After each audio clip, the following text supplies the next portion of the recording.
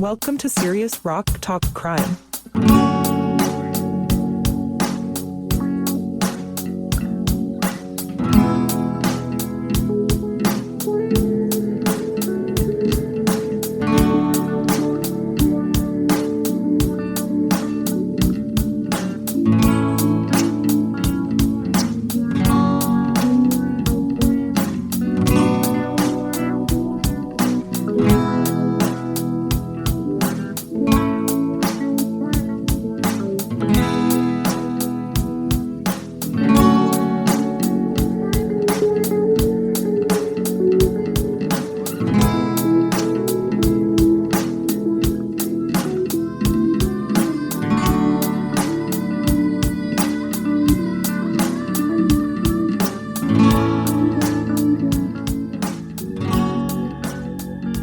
Janis Joplin, a very talented and unique performer, highly influential, gone October 4th, 1970.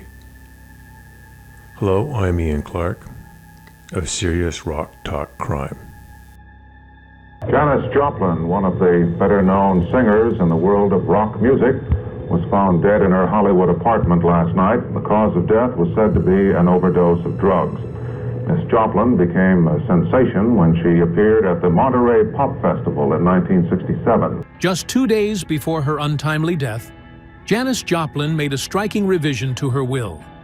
In what many have since interpreted as a hauntingly prescient move, she allocated $2,500 for a posthumous party in her honor. This wasn't a formal memorial or somber ceremony. It was a celebration she planned for her friends to enjoy after she was gone.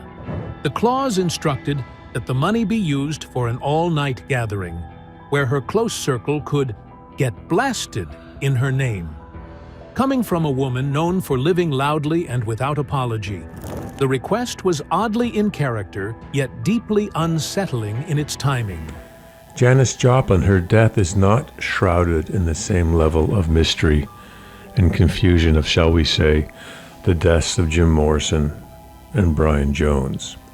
But there are enough inconsistencies in her final moments that we are forced to walk in some darkness as we head toward the truth. Today, we discuss the brief and brilliant career of Janis Joplin, focusing on her last few days. The following is partially based on information that can be found on allthat'sinteresting.com. Janis Joplin's death was ruled a heroin overdose, according to the coroner's official report. She is discovered in her Hollywood hotel room, clutching cigarettes in one hand and money in the other. It was reported she had just returned from the hotel lobby where she had purchased the cigarettes. Joplin was cremated at Pierce Brothers Westwood Village Memorial Park and Mortuary in Los Angeles, and her ashes were scattered from a plane into the Pacific Ocean. Okay, Joplin had suffered from serious substance abuse for years. Her friend, Peggy Caserta, recalled in her memoir titled I Ran Into Some Trouble that the two 20-somethings commonly shared the same batch of heroin. Something bothered Caserta about her friend's death. Shortly after Joplin died, rumors spread that she had overdosed on an unusually potent batch of heroin. Now I'll get to that later. Caserta asserted that she had used the exact same batch not long before Joplin's overdose, and said she found the theory absurd. More importantly, however, as an overdose survivor herself, Caserta said she simply was unconvinced by the scene at the hotel, which she saw. Investigators claimed that Joplin had taken a lethal dose of heroin only to purchase cigarettes in the lobby downstairs and then return to bed, where she died. But speaking from experience, Caserta said this was not possible. How did it all begin for Janis Joplin? She was born in Port Arthur, Texas, January 19, 1943.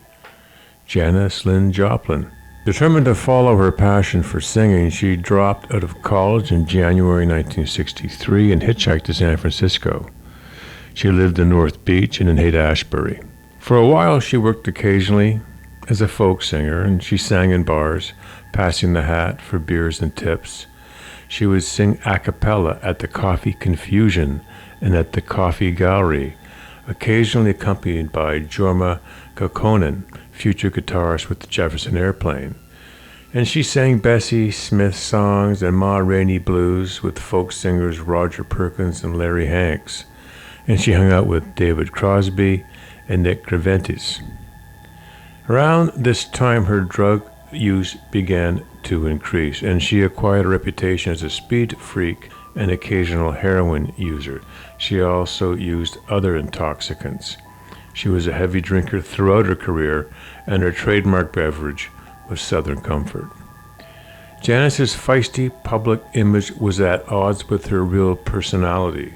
The book Love Janis, written by her sister, has done much to further reassess her life and work and reveals the private Janis to have been a highly intelligent, articulate, shy, and sensitive woman who was devoted to her family. In May of 1965, she attempted unsuccessfully to get herself committed to San Francisco General Hospital. She returned to Port Arthur to recuperate and then moved back to San Francisco in 1966, where her bluesy vocal style saw her join Big Brother and the Holding Company, a band that was gaining some renown among the nascent hippie community in Haight-Ashbury. The band signed a deal with independent mainstream records and recorded an eponymously titled album in 1967. The band's big break came with a performance at the Monterey Pop Festival, which included a version of Big Mama Thornton's Ball and Chain. The D.A. Pennebaker documentary Monterey Pop is now considered a classic. June 17th was their first performance at the festival on Saturday afternoon, along with Canned Heat, Al Cooper, Steve Miller Band, Paul Butterfield Blues Band, Mike Bloomfield, and the Electric Flag. Their second performance the next day was added so they could be in the film. Their 1968 album Cheap Thrills featured more raw, emotional performances, and together with the Monterey performance, it made Joplin into one of the leading musical stars of the late 1960s. After splitting from Big Brother, she formed a new backup group modeled on the classic soul revue bands named the Cosmic Blues Band, which backed her on I Got Dem Old Cosmic Blues Again, Mama. That's the band that backed her at Woodstock in 1969. However, that group was indifferently received and soon broke up, and Joplin then formed what is arguably her best backing group, the Full Tilt Boogie Band. During the fall 1970, recording sessions began for the Pearl album with producer Paul Rothchild, known especially for his work with The Doors.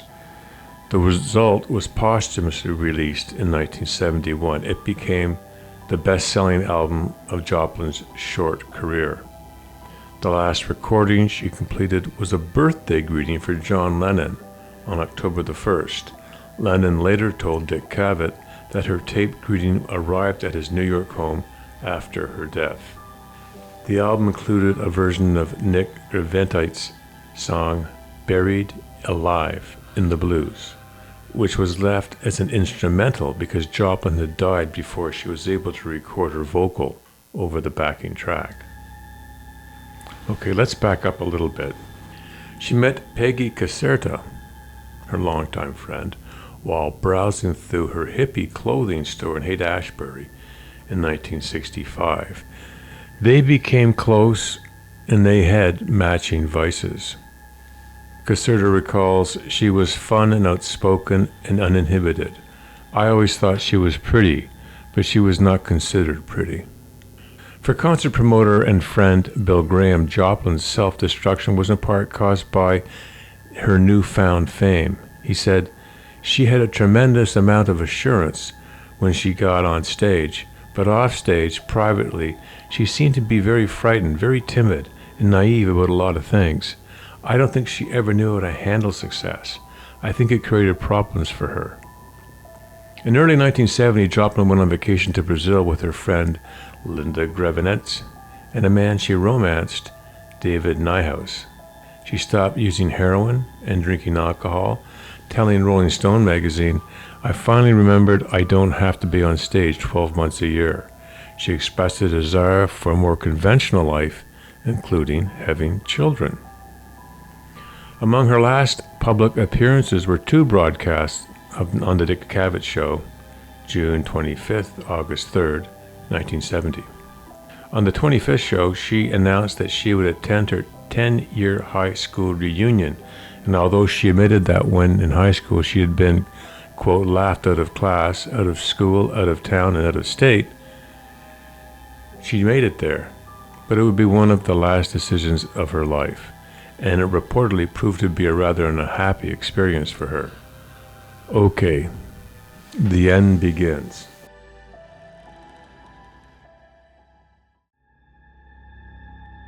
It was October 4th, 1970, and Janis Joplin was late for a recording session. Determined not to let it go to waste, road manager John Cook rushed to her room at the Landmark Motor Hotel in Hollywood. He planned to drag her out, but tragically, as it ensued, the medics did that for him. Joplin's psychedelic painted 1964 Porsche 356, which was virtually impossible to miss, was in the parking lot when he arrived. He knew she was there. When Cook entered Joplin's room, he found her lying dead on her bed, with change in one hand and cigarettes in another. Authorities also noted bottles of alcohol and a syringe, but no drugs. According to Los Angeles coroner Thomas Noguchi, the missing evidence had been removed from the scene by one of Joplin's friends and returned when they realized that her drug use would show in the toxicology report anyway. Noguchi concluded that Janis Joplin died of a heroin overdose that was compounded by alcohol. Cook thought Joplin had been given an overly potent batch, and that wasn't entirely baseless. Other local users had purportedly overdosed from it that weekend.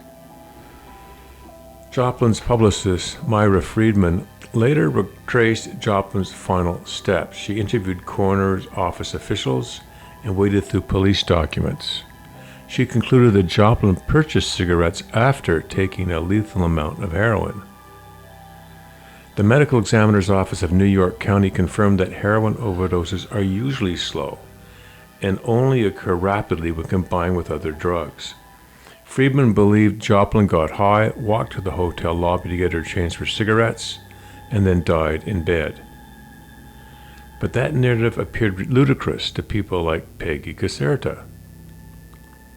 As an aside, according to Mercy Fontenot of the pioneering all-female rock group the GTOs, created by Frank Zappa, the infamous drug dealer to the stars, Count Jean de Breteul, dropped by shortly after selling Joplin her fatal Joes. She said, "Jean came to visit me, bringing me the same heroin he had just given Janis." She claimed that in her 2021 memoir, Permanent Damage. He wanted to test the smack on me, basically use me as his guinea pig, but as soon as he shot me up, I knew something had gone very wrong. As she felt herself slipping into drug unconsciousness, Breteul revived her with a blast of cocaine, known to counteract the effects of opioids. Joplin was not so lucky. By the way, Breteul is often cited as being responsible for the death of Jim Morrison. Fontenot continues, "Neither of us knew at the time that Janis had overdosed from this same batch of heroin. Jean left the smack with me, but it was so strong I couldn't handle it. She says she gave the remaining heroin to musician Graham Parsons, who shared it with a friend. The friend nearly overdosed. Parsons himself would fatally OD in 1973. You can find his story in a Serious Rock Talk Crime episode." According to her memoir, Caserta arrived at the scene shortly after police and saw her friend's lifeless body. After years of addiction and getting sober, She reflected on the scene. She said, "I saw her foot sticking out at the end of the bed. She was lying with cigarettes in one hand and change in the other. For years it bothered me, how could she have overdosed and then walked to the lobby and walked back?" Caserta posited that Joplin's cause of death was due instead to an accident. She suggested that, quote, "the tiny hourglass heel on Joplin's sandal got stuck on the shaggy carpet," unquote. She then tripped and broke her nose on the nightstand, after which she dozed off and asphyxiated on her blood. Quote, "The idea that her heroin was so much stronger, there's no gold standard to it," she said. "It was absurd. For years it bothered me. How could she have overdosed and then walked to the lobby? I've overdosed and you crumple up on the floor. That's how they found Philip Seymour Hoffman. I let it go for years after her death, but I always thought something is wrong here." Caserta's memoir was written to address the inaccuracies of her 1973 book, Going Down with Janis, an uncensored profile of their lives together. It outlined the drugs, the sex, and the dirt, mainly about Joplin. Looking back, Caserta says she now regrets being a co-writer on the book because the result was mostly slander of her alleged lover. She asserts that she has confidence in her theory about Joplin's death. She says, "What matters is the truth, and the truth is that she didn't overdose. I will go to my grave believing that. God knows I've overdosed several times." Jimi Hendrix died just 16 days earlier than Janis Joplin. For promoter Bill Graham, quote, "the metaphysical connection, as far as timing is concerned, that it's in the stars or something, is pure nonsense. Hendrix was an accident, and Janis," he said at the time, "nobody knows yet. I'm sure that somebody is throwing the I Ching at it, or somebody is turning over the pages of some book and reading the charts and looking at the stars and saying, 'I knew it, I knew it.'" After Joplin's death, she was inducted into the Rock and Roll Hall of Fame in 1995 and given a Lifetime Achievement Grammy Award in 2005. Even the now Highland Gardens Hotel, where she died, has memorialized her with a brass plaque in room 105's closet. Caserta considers the circumstances of Joplin's death. "Does that all matter?" she says, "at this late date? In some ways maybe it doesn't, but what matters is the truth, and the truth is she didn't overdose." Mercedes-Benz was the final song Janis Joplin recorded before her death. At the end of that song she says, "That's it," and then laughs. And that was it. So where does that leave us? We have a young, gifted singer with a history of drug abuse. She struggles to overcome her demons, and it appears she makes it. She speaks of having a family. But then, playing with fate, who never plays fair, she spins the wheel one last time and is incredibly, fatally unlucky. She once said, "On stage, I make love to 2,500 different people, but then I go home alone." The story of Janis Joplin is not a warning, that would be too obvious. Rather, it conveys the fundamental frailty that is often at the heart of the expansive, exuberant personalities. That gentle, hesitant quality can be so difficult to recognize, hiding behind a loud, brassy exterior. But if it is not protected, as we have seen, the results can be very dark indeed. Thank you for joining me. This is Dr. Ian Clarke, and you've been listening to Serious Rock Talk Crime.